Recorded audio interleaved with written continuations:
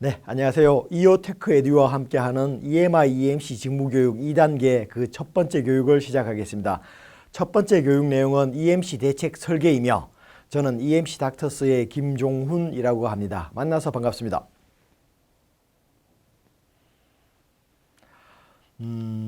먼저 제 자신을 간단하게 소개드리면요.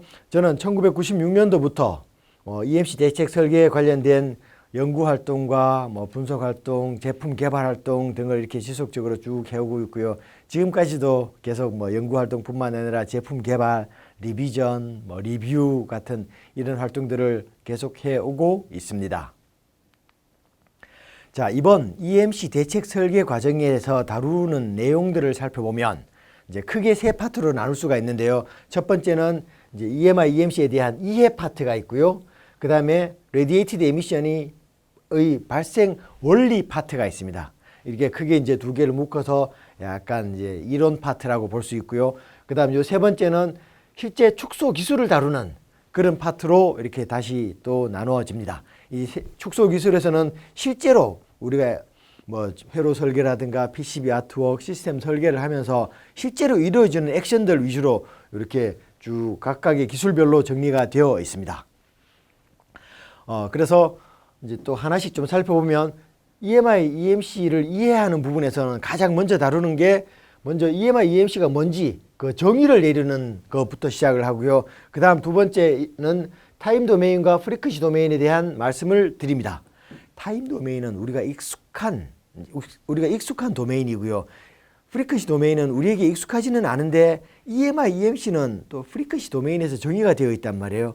그래가지고 우리는 타임 도메인에서 생활을 하면서 프리퀀시 도메인을 유추하고 프리퀀시 도메인 데이터를 보고 타임 도메인 현상을 유추하는 이제 그런 식으로 왔다 갔다 할 수 있는 그런 역량이 여러분들에게 요구되어집니다. 그래서 좀 이론적이지만 한번 그런 내용들을 다룰 거고요. 이어서 라이징 타임, 디지털 신호, 디지털 구형파 같은 이런 디지털 신호의 라이징 타임과 그 다음에 니 프리퀀시에 대해서 계속 다룰 겁니다. 그래서 이 라이징 타임이 니 프리퀀시에 어떤 영향을 미치고 니 프리퀀시가 변하게 되면 스펙트럼의 변화는 어떻게 되는지 그런 내용들을 좀 살펴볼 거고요. 그리고 나서 EMI 단위계 dBU라는 단위를 쓰는데요. EMI 단위계에 대해서 살펴보도록 하겠습니다. EMI 단위계 살펴보고 난 후에는 EMI를 과연 어떤 식으로 측정을 하는지, 측정 방법과 과연 어떤 식으로 표준이 있는지 그런 표준에 대해서 간단하게 살펴보려고 합니다.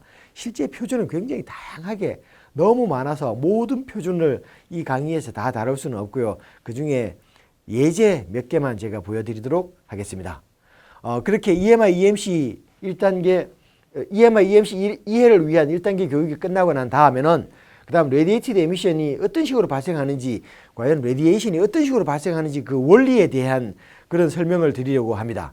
그래서 이 원리를 알고 나면 그러면 내가 EMI, EMC, 레디에이티드 에미션, 즉 방사되는 전자파의 세기를 줄이려면 내가 이런 결정을 해야 되는지 저런 결정을 해야 되는지 실제로 결정을 내릴 수는 없지만 결정을 내리는 방향만큼은 확인할 수 있습니다. 여러분이 내가 이쪽 방향이 맞는 것 같다 라고 하면 그쪽 방향으로 맞게끔 여러분들이 결정을 할 수 있는 이제 그런 능력을 여러분들이 가지시려면 발생 원리를 이해해야 되고요. 발생 원리는 레디에이션 모드로 설명할 수 있습니다. 레디에이션 모드로 설명할 수 있고요. 그래서 여기 보면은 이제 디퍼런셜 모드, 우리가 얘기하는 이제 루프 모드입니다. 루프 모드가 있고요. 그 다음에 커먼 모드라고 해서 폴 모드가 있습니다.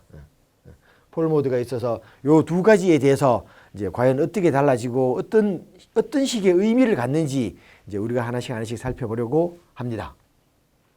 그리고 실제로 EMI 축소 기술로 들어와 가지고는 전체적으로 EMI를 줄이려면 전체적으로 어떤 방향으로 가야 되는지를 가장 먼저 다루고 그 다음 실제 이제 세부 기술로 들어가서는 아웃풋 드라이버 사이즈입니다. 온칩에서 결정되는 거고요. 칩 설계자에 의해서 결정되는 그런 변수들입니다. 이런 아웃풋 드라이버 사이즈가 EMI, EMC에 어떤 영향을 미치는지 여기에 살펴볼 거고요. 그러고 난 다음에는 커런트 리턴 패스에 대한 내용을 다룰 거고요.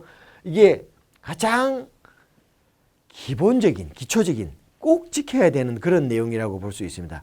이거는 굉장히 중요한 그런 내용입니다. 그리고 난 다음에 디커플링, 결과적으로 파워 그라운드 노이즈를 줄여서 EMI를 줄이기 위한 그런 디커플링 기술들을 이렇게 다루게 될 것이고요. 그 다음에 케이블링, 그 다음에 필터링.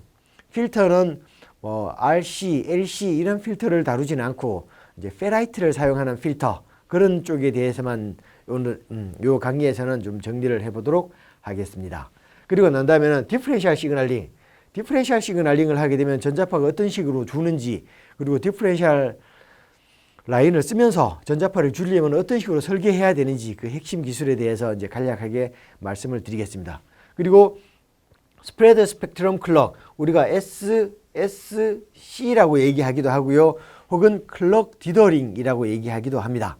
이제 스프레드 스펙트럼 클럭에 대한 얘기를 다루고 난 다음에 그리고 차폐에 대한 얘기를 다룰 겁니다. 차폐라는 기술이 EMI, EMC를 하는 사람들은 차폐라는 그런 기술을 굉장히 많이 활용하고요. 가장 막 먼저 활용하려고 하는데, 제가 이 차폐라는 기술을 강의 내용의 뒤쪽으로 이렇게 몰아놓은 이유는, 이거는 여러분들이 나중에도 실제로 차폐라는 기술을 적용할 때 이 위에 앞에서 언급됐던 기술들을 다 적용해보고, 할 수 있을 만한 것들은 다 해보고, 그리고 정 안 됐을 때 차폐라는 그런 기술을 사용해라 라는 의미로 제가 약간 뒤쪽으로 배치하였습니다. 그리고 난 다음에 오버 기가헤르츠 EMI 이슈에 대한 내용을 다룰 예정입니다. 자, 계속해서 바로 EMI 현상이란 뭐냐? 그러면 EMI가 뭐냐? 우리가 EMI에 대한 강의, EMI, EMC에 대한 강의를 하면서 갑자기 누군가 EMI가 뭐죠? EMI가 뭡니까? 라는 이런 질문을 했을 때 여러분들은, 저도 마찬가지지만 대답을 해야 되는데 약간 당황스럽기도 합니다. 그래서 이런 상황을 대비해서 여러분들이 약간의 미리 준비를 하실 필요가 있어요. 그래서 EMI, EMC가 뭔지를 먼저 알아야 되는데, 일단 먼저 결론부터 말씀을 드리면 EMI 현상이라고 얘기하는 것들은 이미 일렉트로매그네틱 이펙트죠. 전자기 이펙트 중에서도 모든 해로운 전자파 관련된 모든 해로운 현상들은 그냥 EMI라고 얘기를 합니다. 실제 EMI라는 용어가 갖는 본래의 뜻이 있어요. 본래의 뜻이 있는데 이미 어휘가 확대가 돼서, 그래서 EMI 이러면 그냥 전자파 관련된 모든 해로운 현상, 이런 걸 EMI라고 얘기를 합니다. 그래서 누군가 여러분에게 EMI가 뭐냐라고 물었을 때 전자파라는 말이 들어가면서 좋지 않은 나쁜 말만 한다면 그거 다 EMI에 대한 정의로 맞는 표현이다, 틀리지 않는 표현이다 라고 말할 수 있습니다. 자, 그러면 우리가 EMI 말은 많이 들어보던 용어인데요. EMI 현상이라는 게 과연 뭐냐? EMI 현상이 좀 초기에 알려졌을 때는 이런 VDT 신드롬, 비디오 디스플레이 증후군인데요. 이제 이거부터 시작했죠. 이제 처음에 1980년대 후반쯤에 컴퓨터가 우리나라에 막 보급되기 시작하면서, 그때 인터넷 게임, 컴퓨터 게임 이런 것들이 많이 보급되면서 뭐 컴퓨터 게임을 10시간씩 뭐 이렇게 하는 사람들이 있었죠. 그래서 이런 모니터를 오랫동안 쳐다보고 있으면 이 모니터에서 나오는 전자파 때문에 사람이 무기력해지고 뭐 이런 증후군들, 그래서 이런 것들을 VDT 증후군이라고 부릅니다. 근데 조금 뭔가 적응하기 조금 어려운 부분이 있죠. 정말 6시간, 12시간 동안 컴퓨터 앞에 앉아서 게임을 했다. 그 피로감이 과연 이 모니터에서 나오는 전자파 때문에 필요했을까요? 아니면 6시간 앉아 있어서 필요했을까요? 정확히 알 수 없습니다. 이렇게. 그래서 전자파 때문에 뭐가 생기는 것들은 정말 누가 이렇게 쿡 쥐어박듯이 바로 즉각적으로 나타나는 게 아니고요. 뭐 아무런 영향 없이 이렇게 쑥 지나가고 어느 순간에 누적돼서 갑자기 확 나타나는 이제 그런 형태로 나타나게 됩니다. 그리고 VDT 증후군뿐만 아니라 우리가 알고 있는 뭐 텔레비전에 노이즈가 끼는 것들, 예를 들어서 기찻길 옆에 기차가 지나갈 때마다 텔레비전에 약간 흰 줄씩 끼고 막 그랬었죠. 근데 이런 거 정도야 뭐 그냥 잠시 무시하고 가면 되니까 큰 문제는 안 됐습니다만, 이제 뭐 좀 민감한 이슈죠. 자동차 급발진도 전자파 이슈라고 이렇게 주장하는 사람들이 많고요. 그리고 항공기 이착륙할 때 전자기기를 다 끄라고 하죠. 요즘은 이제 끄라고는 얘기 안 하고 비행 모드로 바꾸라고 얘기를 합니다. 이런 것들이 전자파 때문에 일어날 수 있는 뭔가 그런 해로운 현상인데, 실제 전자파 때문에 이런 항공기가 착륙하면서 문제가 일어나고 항공기가 이륙하고 착륙하다가 뭔가 사고가 나고 이런 일이 없습니다. 거의 없어요. 아마 예전에 있었을지도 모르겠습니다만 이게 문제는 뭔가 하면 발생도는 굉장히 낮은데 한번 발생하고 나면 그 영향은 심각도는 너무 큰 거예요. 그래서 발생도가 아무리 낮다고 하더라도 이런 게 굉장히 이제 신경을 많이 써서 관리를 해야 되는 거죠. 또 이렇게 눈에 보이지 않는 전자파 중에 하나는 이렇게 고압선, 고전압, 고압선 부근에 사는 사람들 이 암 발생률이 높더라. 그런데 역학조사라든가 통계조사를 이렇게 해보면 그 전에 송전철탑이 있었을 때 없었을 때 대비 뭔가 증가한 것 같고 하여튼 분명히 이게 맞는 것 같은데 또 정확히 이것 때문에 암이 걸렸다라고 증명하기가 너무 어렵습니다. 담배를 핀다고 다 폐암이 걸리는 건 아니죠. 그죠? 안 펴도 걸리고 이런 것들 때문에 정말 이게 아직도 뭔가가 확실하게 이거는 이거 저거는 저거 이렇게 딱 결정되지 않고 서로 계속 서로 논쟁을 하고 아규를 하고 계속 의견을 얘기하고 또 얘기하고 하는 그런 단계에 와 있습니다. 그래서 어쨌든 여러분들이 누군가 여러분에게 EMI가 뭐냐라고 물으신다면 EMI는 전자파 관련된 모든 해로운 현상이니 전자파, 나쁜 전자파를 EMI라고 합니다 라고 하셔도 그냥 적절한 표현이다 라고 할 수 있겠습니다. 자, 그러면 EMI, EMC가 관련 본래의 의의는 뭔지를 한번 보면 EMI는 Electromagnetic Interference의 준말이고요. 우리말로 하면은 전자기 간섭이라고 합니다. 예전에는 이 전자기 간섭이라고 부르지 않고요. 전자기 장애 혹은 장해, 방해 뭐 이런 형태로 많이 번역되기도 하고 그런 식으로 많이 불리기도 했었는데 최근에 이제 EMC 기술연구회에서 이제 EMC 관련된 이제 책을 발간하면서 용어집을 발간하면서 전자기 간섭이라는 이제 그런 용어로 이렇게 거의 통일되어 가고 있습니다. 자, 그럼 EMI가 갖는 원래 용어의 본래의 뜻이 뭔가를 살펴보면 Electromagnetic Disturbance죠. 전자기 교란입니다. 전자기 교란 때문에 디바이스든 장비든 시스템이든 거기에서 발생하는 퍼포먼스 데그레데이션이에요. 전자기 교란 때문에 뭔가 전자기기가 성능 저하가 일어났다 라고 한다 그러면 그 현상 자체를 EMI라고 얘기합니다. 그래서 전자기 간섭 현상이 발생했다, EMI 현상이 발생했다 라고 얘기를 합니다. 그래서 EMI는 이제 이런 의미로 어떤 전자기 교란이 있어야 되고요, 디바이스도 있어야 되고요, 성능 저하도 발생을 해야 됩니다. 그리고 또 그런 현상만 EMI라고 얘기를 합니다. 그래서 우리가 보통 EMI를 줄여야 된다라고 얘기를 한다 그러면 EMI를 줄인다라는 게 뭐죠? 결과적으로 전자기 교란 때문에 전자기기에 생기는 성능 저하 현상 이런 간섭 현상들을 줄인다라는 게 EMI를 줄인다라는 그런 의미가 됩니다. 그런데 EMI라는 용어 이외에 EMC라는 용어를 우리가 또 EMI 하는 분들은 많이 쓰고 있는데요. EMC는 Electromagnetic Compatibility의 준말입니다. 축약어고요. 우리말로 하면 전자기 적합성이라고 얘기합니다.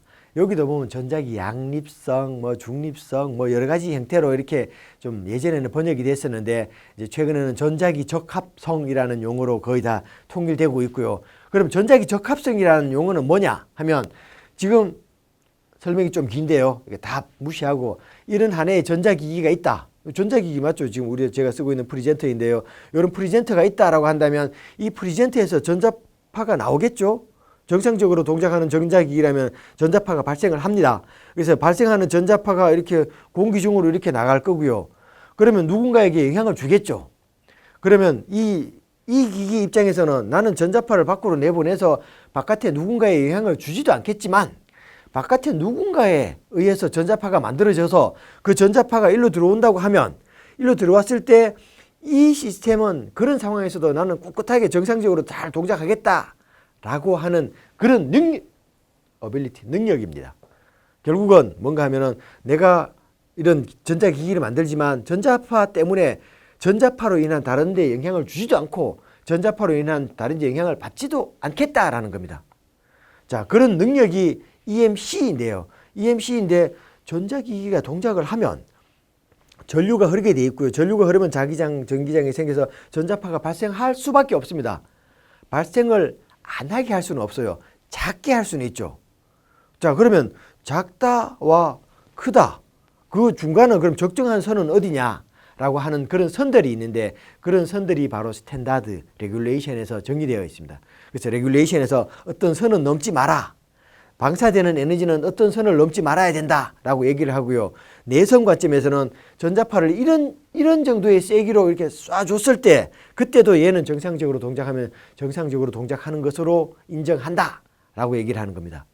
그런데 우리가 얘기하는 표준보다 훨씬 강한 전자파를 이렇게 쏜다면 훨씬 강한 전자파를 여기서 이쪽으로 쏜다면 그러면 얘는 죽을 수 있죠. 정상 동작하지 않을 수 있습니다. 그래도 그런 상황까지 얘가 다 커버할 수는 없죠. 그래서 딱 규정이 있고요. 그 규정에 맞게끔 규정보다 작은 전자파를 방사하고 어떤 규정만큼의 센 전자파가 이렇게 들어왔을 때도 정상적으로 동작하겠다라는 영향을 주지도 않고 영향을 받지도 않겠다라는 그런 능력을 EMC라고 얘기를 합니다. 그래서 이번 강의의 제목이 EMC 대책 설계인데요. 이런 능력을 확보하는 그런 대책을 다루는 그런 설계 방법을 EMC 대책 설계라고 하고 이번 강의를 통해서 제가 설명을 드리도록 하겠습니다. 자, 그러면 EMC가 조금 복잡해요. 이게 전자기기가 있고 전자파가 나가기도 하고 들어오기도 하고 또 이게 지금은 무선인데 어떤 도선이 달려있다 그러면 도선을 타고 이렇게 나가기도 하고 도선을 타고 들어오기도 하고 지금 여기 보이는 그림처럼 요거는 하나의 노트북 PC를 이렇게 하나 예시를 들어놨었는데요. 노트북 PC뿐만 아니라 모든 전자기기는 다 마찬가지입니다. 여기에 어떤 도선을 타고 이렇게 밖으로 나가기도 하고요. 실제로 도선이 없어서 도선을 타고 밖으로 왔다 갔다 그러는 게 없을 수도 있습니다. 그리고 도선뿐만 아니라 그냥 이 에어를 타고만 나가든가 에어를 타고 들어오는 이런 전자파도 영향을 주거나 영향을 받을 수가 있겠죠. 그래서 어떤 전자기기가 있으면 도선을 타고 나가거나 들어오거나 에어로 영향을 주거나 영향을 받거나 이런 식으로 한 4가지 정도로 나눠집니다. 그렇게 이 4가지 정도로 이렇게 나눠진다 그러면은 EMC는 4가지를 전부 다 봐야 되는데 한꺼번에 다 보려고 그러면 너무 힘들죠. 그래서 복잡하면 나누라고 했습니다. 나눠서 본다 그러면 자, 그러면 이걸 어떤 식으로 나눌까? 에어와 도선 이렇게 나눌까? 아니면 방사와 내성, 영향을 주는 놈, 받는 놈 이렇게 나눌까? 이런 식으로 쭉 보다가 이제 예전에 사람들이 이제 서로 고민을 해서 방사와 내성으로 이렇게 구별을 했습니다. 그래서 EMC 요 분야는 이런 에미션 우리가 얘기하는 방사라는 분야가 있고요. 그리고 susceptibility에서 내성이라는 이런 식으로 나누어집니다. susceptibility라는 용어는 예전에는 실제로 immunity라는 용어로 먼저 많이 쓰이고 있었던 그런 용어가 있는데 이게 immunity도 electromagnetic immunity가 되니까 EMI가 되고요. electromagnetic interference도 EMI가 돼서 이게 용어가 중복이 돼서 immunity라는 말이 조금 점점 사용이 좀 줄면서 susceptibility라는 용어를 더 많이 쓰기 시작했습니다. 그래서 susceptibility라는 용어를 쓰게 되면 EMS가 되죠. 그래서 이해하기가 훨씬 더 좋습니다. 그러나 아직까지도 여전히 immunity라는 말을 쓰는 분들이 많고요. 저 역시도 immunity라는 말을 많이 쓰고 있습니다. 자, 그러면 이런 방사와 내성으로 이렇게 나눠진다 그러면 방사 관점에서는 다시 이런 radiated emission, 에어를 통해서 이렇게 밖으로 나가는 이런 radiated emission이 있고요. 요 도선을 타고 이렇게 밖으로 이렇게 나가는 또 conducted emission이 있습니다. conducted emission이 있어요. 자, 그러면 이 말을 우리말로 하면은 conducted emission 같은 경우는 도전성이 전도성 방사라고 얘기합니다. 전도성 방사 이렇게 얘기하고요. radiated emission은 복사성 방사라고 얘기를 합니다. 제가 예전에 처음 공부할 때 이 용어를 보고 conducted emission, 전도성 방사, 도전성, 전도성, 전도성. 그런데 radiated emission을 과연 어떻게 해석을 해야 될까라고 저도 나름대로 고민을 했었습니다. 이미 다른 분들도 좀 이렇게 좀 번역을 해내셨던 분이 있었는데 저도 한참 고민하다가 카이스트에 계신 엄효준 교수님이라는 분이 계신데 그분과 이렇게 얘기를 하다가 radiated emission 얘기를 어쩌다가 이렇게 하게 됐는데 그분이 복사성 방사라고 말씀을 하시더라고요. 근데 딱 들어보니까 정말 좋은 용어다. 복사성 방사. 용어를 들으면 어떤 용어를 들으면 그 용어가 갖는 이미지가 바로 탁 떠올라야 되는데 복사성 방사라는 용어는 그냥 딱 들으면 뭔지 그냥 바로 이해가 딱 됩니다. 전도성 방사, 복사성 방사. 누가 굳이 설명을 안 해도 전도성 방사는 뭔지 복사성 방사는 뭔지 대략적으로 알 수 있죠. 이름을 잘 지어놔서 그렇습니다. 그래서 저도 아직도 엄효준 교수님 참 존경하는 그런 분입니다. 자, 방사 쪽도 보면은 전도성 방사와 복사성 방사로 이렇게 나눠지듯이 내성 쪽도 보면 마찬가지로 복사성 내성과 전도성 내성으로 이렇게 나눌 수 있습니다. 자, 그러면 이렇게 EMC는 이게 복사성 방사, 전도성 방사, 복사성 내성, 전도성 내성 이렇게 나눠지는데 문제는 복사성 방사 너무 길어요. 그래서 사람들이 좀 짧게 부르는 방법이 없을까 해서 EMI 하는 사람들끼리는 이걸 복사성 방사라고 부르지 않고요. RE라고 짧게 부릅니다. 그래서 RE, CE, RS, CS 이렇게 그냥 짧게 불러요. 그래서 EMI 하는 사람들끼리는 RE 이렇게 하면은 그게 무슨 말인지 서로가 다 이해를 합니다. 그래서 약간 암호처럼 쓰는 뭐 그런 용어이기도 한데 이제 여러분들도 EMI를 하신다 그러면 RE, CE, RS, CS 이거는 그냥 EMI라고 말하는 것만큼 좀 많이 쓰이고 있는 용어라서요. 좀 익숙해지시는 게 좋겠습니다. 자, 그러면 RE 테스트 같은 경우는 CE 테스트 같은 경우는 그렇게 복잡하지 않은데 내성 같은 경우에는 약간 RS, CS라는 용어 이외에 다른 용어들도 많이 쓰입니다. RS 같은 경우에는 전통적으로 RFI, RF 이뮤니티, 라디오 프리퀀시 이뮤니티라는 그런 용어로 RFI라는 이제 그런 그런 기술로 이미 좀 많이 쓰이고 있었고요. 그리고 Conducted Susceptibility CS 쪽에서는 뭐 여러 가지 또 테스트하는 방법이 있는데 주로 자동차에서 많이 쓰이고 있는 뭐 BCI라든가 아니면 DPI 같은 어떤 이런 테스트 방법들이 또 CS의 범주에 들어가는 그런 기술들입니다. 그래서 지금 여기 RS, CS 이런 용어도 많이 쓰이지만 이제 BCI, DPI, RFI 이런 용어도 아직 많이 쓰이고 있으니까요. 여러분들은 또 이런 용어에도 점점 한 번에 다 안 되지만 점점 익숙해지시기 바랍니다. 자, 여기까지가 제가 이제 EMI, EMC가 뭔지 그리고 정확한 용어의 의미가 뭔지 EMC를 분류하면 어떻게 되는지 그래서 우리는 어떤 식으로 나눠서 이렇게 EMI, EMC를 접근해야 되는지를 다루어 보았습니다.